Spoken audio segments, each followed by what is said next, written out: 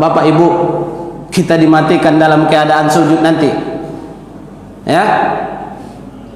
Apa kita dimatikan oleh Allah Subhanahu wa taala ketika kita bersedekah? Apakah kita Allah matikan ketika kita mengumandangkan azan? Maka kembali ke dalam hadis Rasulullah sallallahu alaihi wasallam, man asya ala ma'siyatin famata ala ma'siyatin wa man asya ala taatillah famata ala taatillah. Barang siapa yang hidupnya penuh dengan kemaksiatan, hari-harinya berkelimang dengan kemaksiatan, maka Allah matikan dia dalam keadaan bermaksiat kepada Allah Subhanahu wa taala. Wa man asya, barang siapa yang hidup senantiasa hidupnya, kesehariannya taat kepada Allah Subhanahu wa taala, maka Allah Subhanahu wa taala akan matikan dia dalam keadaan taat kepada Allah Subhanahu wa taala. Maka Bapak Ibu rahimakumullah, takutlah kalian melaksanakan maksiat sebagaimana Allah katakan, apabila seorang itu melaksanakan maksiat, Allah matikan dia dalam keadaan maksiat, maka dinamakan dengan su'ul khatimah.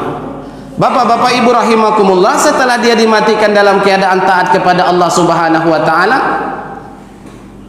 dia menghadap Allah Subhanahu wa taala, bangkitkan dia, dan Allah berdialog dengan seorang abid.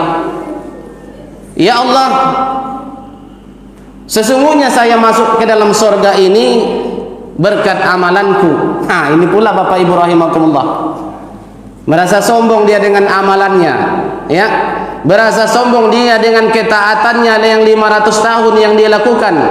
Ya Allah, Allah mengatakan, kenapa engkau masuk surga?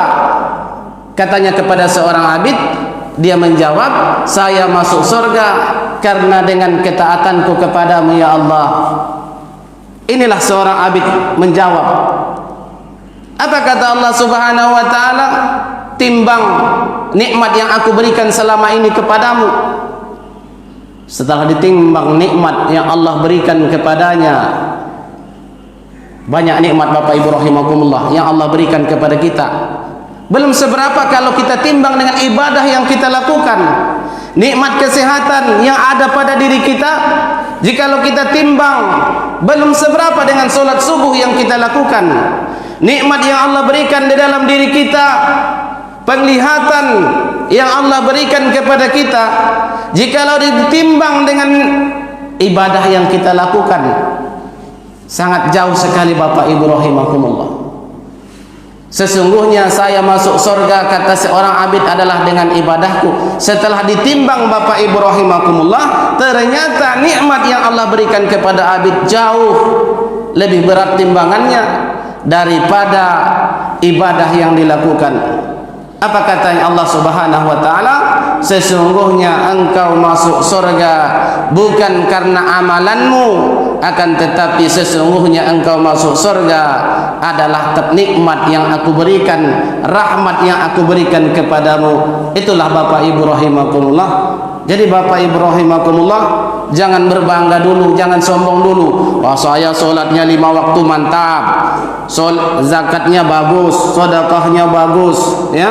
Semua amalan-amalan sudah saya kerjakan, saya haji, saya umrah. Belum serapa Bapak Ibu rahimakumullah. Jadi Bapak Ibu rahimakumullah yang dirahmati oleh Allah Subhanahu wa taala, kita dimasukkan Allah Subhanahu wa taala ke dalam surga adalah berkat rahmat dari Allah Subhanahu wa taala. At-tahuru satrul iman, bersuci itu adalah sebagian dari iman.